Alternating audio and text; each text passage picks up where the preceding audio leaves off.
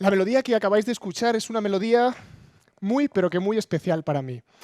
Es una melodía que sonó en mi cabeza hace varios años y desde entonces aprovecho cada ocasión que tengo para compartirla.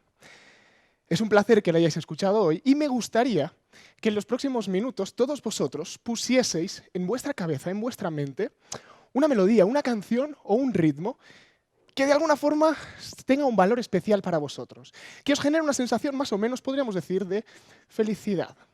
Os cuento una cosa, el musicólogo y psiquiatra Anthony Storr afirma que aquella canción, aquella melodía que somos capaces de recordar, genera en nosotros la misma sensación que aquella que escuchamos. Atención, la misma sensación al recordarla que al escucharla. Sabiendo eso, espero y deseo que a partir de ahora uséis este superpoder y que al menos en los próximos minutos esta emoción positiva se convierta en la banda sonora de lo que vengo a contaros. Dicho esto, todos sabemos que la música es un lenguaje universal. Todos sabemos que la música es capaz de unir culturas muy diferentes y muy distintas unas de otras. De hecho, en la famosa teoría de las inteligencias múltiples, Howard Gardner le da una independencia a la inteligencia musical. Y muchos otros autores sitúan a la inteligencia musical como aquella capaz de potenciar todas las demás. En un mundo habitado por más de 7.000 millones de habitantes, la música y sus valores deberían de tener una prioridad fundamental. Dicho esto, sin querer generalizar más, me gustaría contaros una historia muy personal. Me gustaría contaros cómo la música llegó a mí. Veréis, yo vengo de un pueblo muy pequeño, un pueblo de 5 calles. Un pueblo rodeado completamente por murallas, en la costa de Castellón. 5 calles y 208 habitantes. Y dentro de este pueblo pequeñito, en una pequeña casa, allí, en Mascarell, la música llegó a mí. Y llegó a mí a través de alguien muy especial, llegó a mí a través de mi padre. Mi padre, veréis, es cantante, cantaba en orquestas y canta en rondallas, y recorrió la geografía mediterránea prácticamente de pueblo en pueblo encima de escenarios. Tuve la gran suerte, desde apenas pisar el suelo y tener 2 años, de acompañarle en cada escenario. Yo era, para que os hagáis un poco una idea, el típico niño gracioso que le dabas un par de maracas o unas castañuelas, lo subías al escenario y se movía muy bien. O al menos eso es lo que dicen mis padres, más mi madre que mi padre. Pero dicho esto, y como igual este ejercicio de imaginación es un poco complicado, me gustaría que vieseis a aquel niño de 2, 3, 4 años, dependiendo de la versión. Este era yo.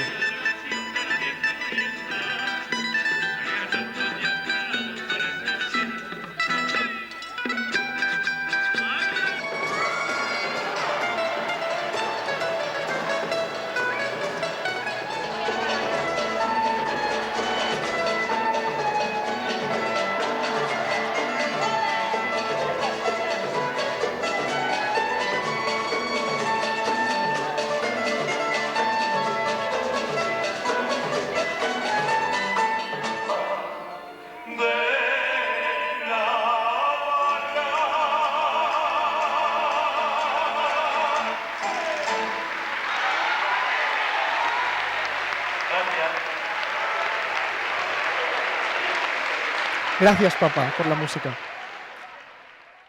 Dicho esto, y habiendo visto esto, yo, aquel niño, se preguntaba, ¿soy músico?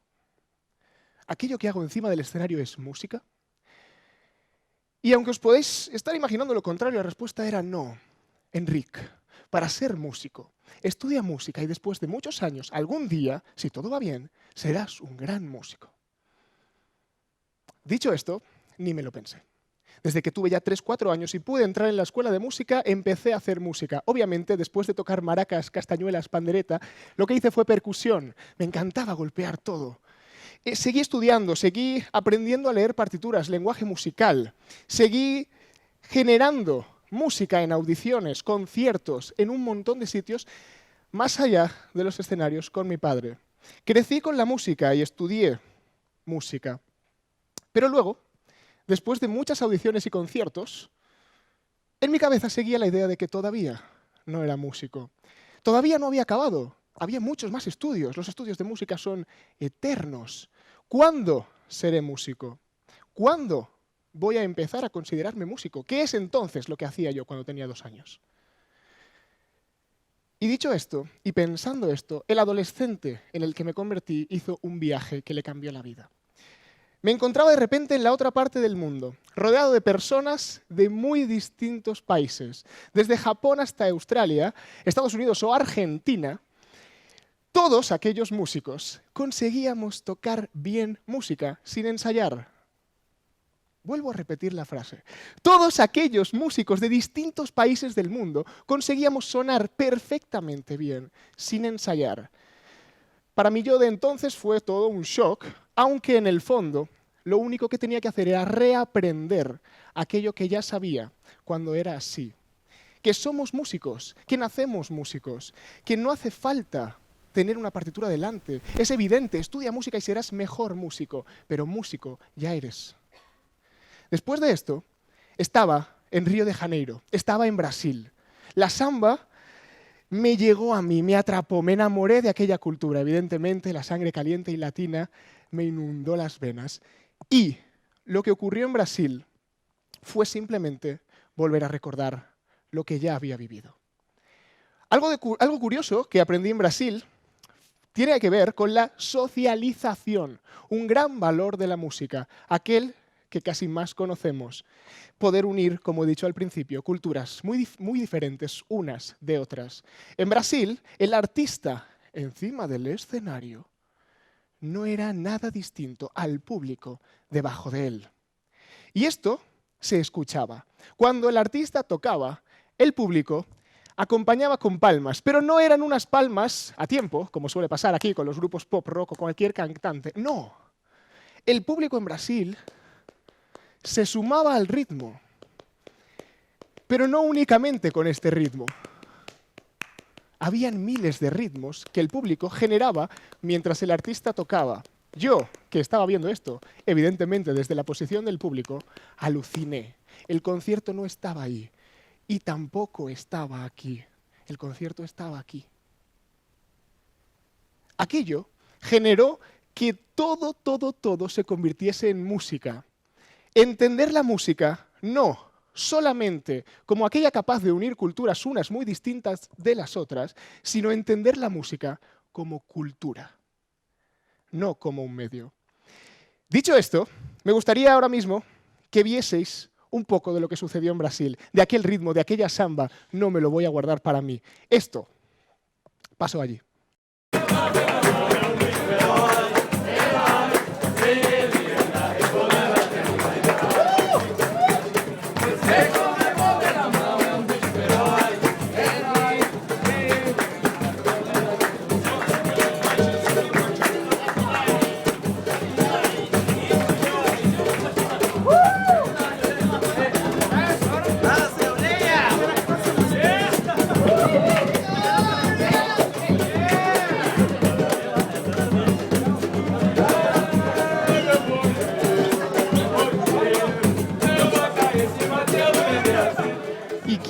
¿Y quién no se enamora de esta música? Pero en el fondo no era la samba lo que nos unía, era la propia música. Todo esto lo aprendí después.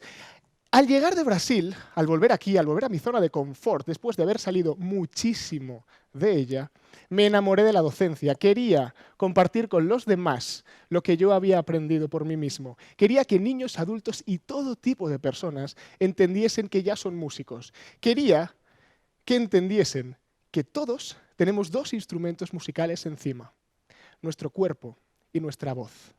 Apenas unos pocos lo utilizamos, pero tenemos que ser conscientes de eso. Y una vez ya en el camino y con la sabiduría que me daba acordarme de mí mismo, hice otro gran viaje. Llegué de repente a otra parte del mundo muy distinta. Llegué a Bali, llegué a Indonesia, a una cultura que tiene el ritmo dentro, que utilizan la percusión corporal como parte y elemento de comunicación.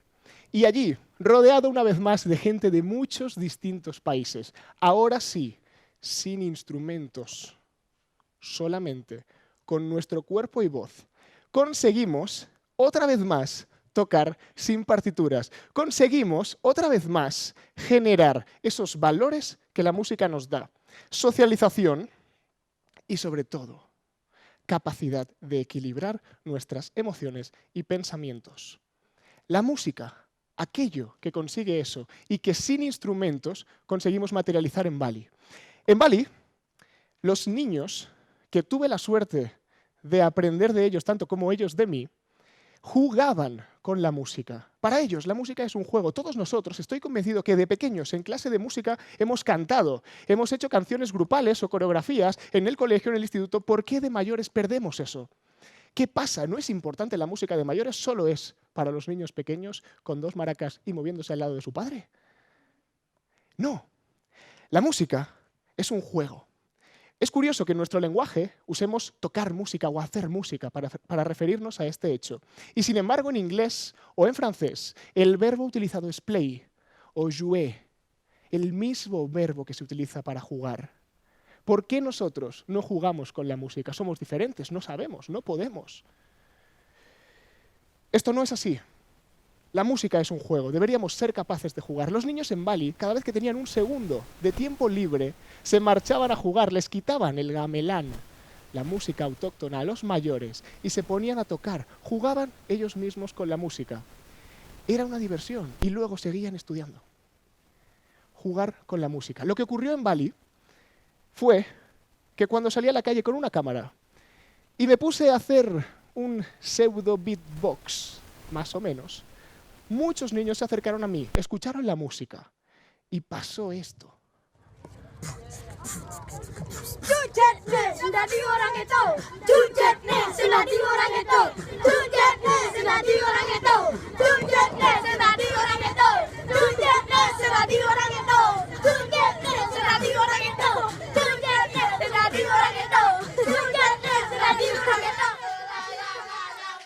Les encanta jugar con la música, les encanta jugar cantando. ¿Por qué nosotros somos diferentes? ¿Por qué nosotros somos ese público que aplaude a tiempo en los conciertos? ¿No somos capaces ya, a estas alturas, de jugar con la música? ¿Qué ha pasado? Cuando hace unos días me preparaba la charla, pensé, Enric, ¿qué es lo que quieres comunicar? ¿Cuál es la idea que debes difundir? ¿Qué es aquello que la gente se tiene que llevar de cuando hables? Y la verdad es que es muy sencillo, pero que muy sencillo. En un mundo que avanza hacia la cooperación, donde todos vamos a tener que ayudarnos unos a otros y dependeremos unos de otros, la música y sus valores deberían de ser el centro de atención, deberían de ser imprescindibles.